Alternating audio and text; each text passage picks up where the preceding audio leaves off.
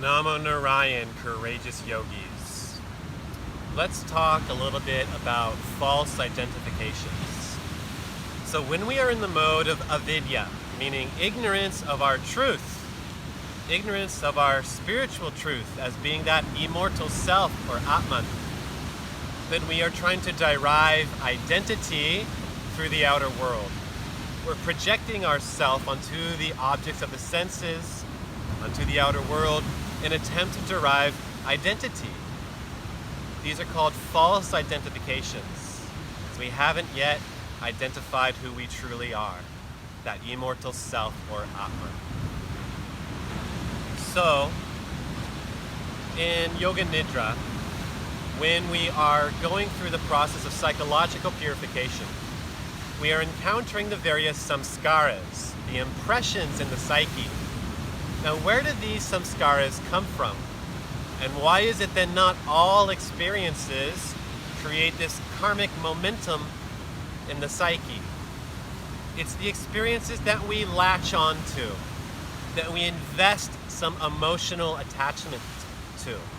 It's the experiences that we project identity onto. We're trying to derive identity from. We say, I like this, or I don't like that. This is according to me, that is not according to me. This is the way I like it, that's not the way I like it. Give me more of this, give me less of that.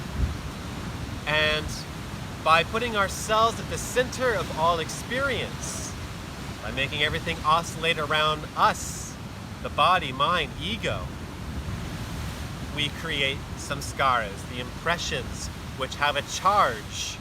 It's not just a memory, an impression that has some kind of emotional charge to it, a desire. We are trying to derive identity from the outer world. And as long as we are ignorant of who we truly are and trying to derive identity in the outer world, there will always be suffering, because the outer world is subject to change. And so any time that something changes, which we were deriving identity from, there is tension and stress. And so long as we cannot adapt, adjust, and accommodate to the changes in the world, that tension continues. And from psychological tension comes mental tension, emotional tension, and physical tension as well. And in this way, the different illnesses and diseases progress and manifest into a gross state, starting off with psychological tension and then becoming psychosomatic illnesses and eventually organic disease. So in this way, Yoga Nidra helps us to be able to release our false identifications by going deep within ourselves, cultivating stillness and silence. And in that stillness and silence, we transcend the mind altogether.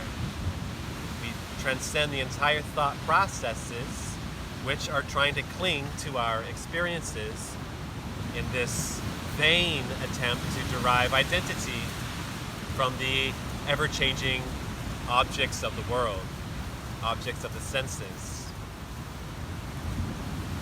So it's important that we have some kind of meditation or yoga nidra practice we can do daily, which helps you to be able to find that deepest level of stillness and silence where you can transcend the mind while still being awake. Because a lot of this purification process happens every night. For example, during dreaming. Dreaming is really like defragmenting your mind, the software of your personal consciousness, your individual consciousness. Dreaming is defragging and encoding the important stuff in symbolic form in the psyche. Well, this whole process of defragging and purifying the mind is really accelerated when there is awareness present. So when we can stay aware when we go into the deeper levels of our being. We introvert our awareness and withdraw the senses from the external world during Yoga Nidra and experience deeper and deeper levels of stillness and silence.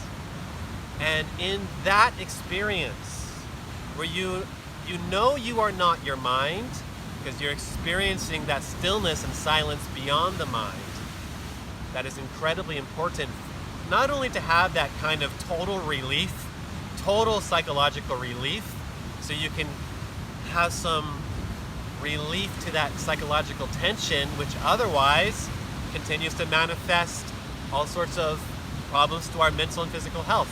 But it also gives you a chance to tune in and to connect with your truth, with who you really are, the real you beyond the outer forms, beyond the mundane, beyond this outer level of the body and the senses, the real you. It gives you a chance to experience that, to connect to that, and to become established in the awareness that you are that immortal self, or Atman.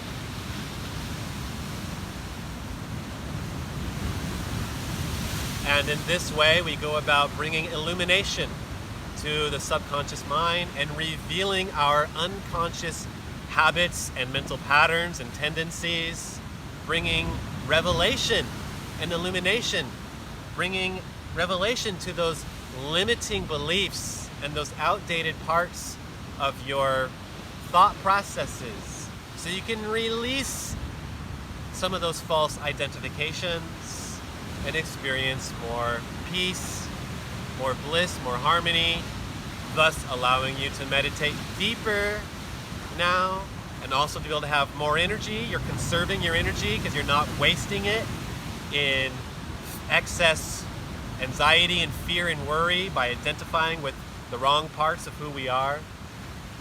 And you start to have greater health, more energy, high awareness, and it's a positive cycle from there.